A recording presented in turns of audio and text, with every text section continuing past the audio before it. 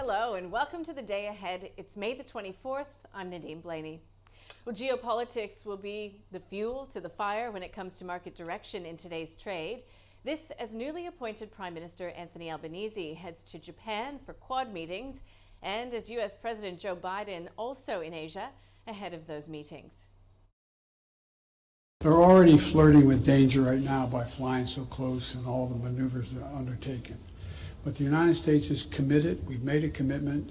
We support the One China policy. We support all that we've done in the past. But that does not mean that China has the ability, the jurisdiction to go in and use force to take over Taiwan. Are you willing to get involved militarily to defend Taiwan if it comes to that? Yes. The U.S. president appearing to confirm the U.S. would use force to defend Taiwan against Chinese aggression, a comment seen by some to stretch the limits of the ambiguous U.S. policy toward the self-ruled island. While the White House was quick to clarify the statement, saying the president's response does not represent a change in the long-standing stance on the island. On markets, a rally on global equities in the overnight session, with the S&P moving further away from bear market territory as value and growth stocks both recovered. All 11 sectors were higher, with the benchmark on track for its first weekly gain in 7. Now, stock specific, the bank's clear winners, shares in JPMorgan Chase spiked over 6% after the lender raised its current year interest income outlook. The broader bank's index was 5% higher. Tech stocks also helped prop up the market. The likes of Apple, Microsoft, and Google all sharply higher.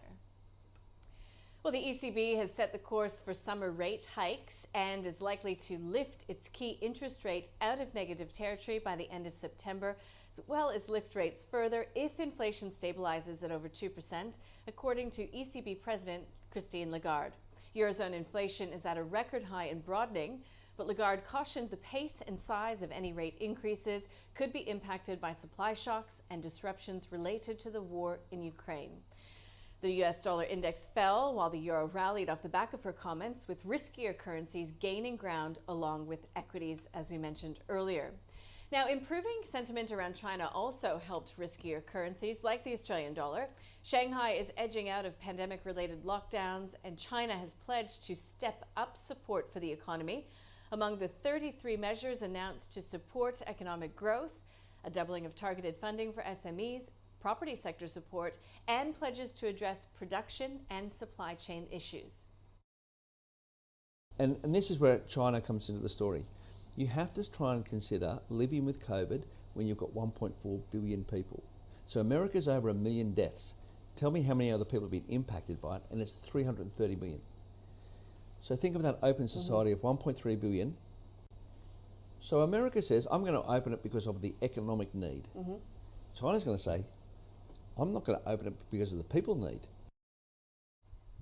And U.S. Federal Reserve Chair Jerome Powell was formally sworn in on Monday to begin his second 4-year term as head of the U.S. Central Bank, as it aims to tame the highest inflation in 4 decades without tipping the economy into recession.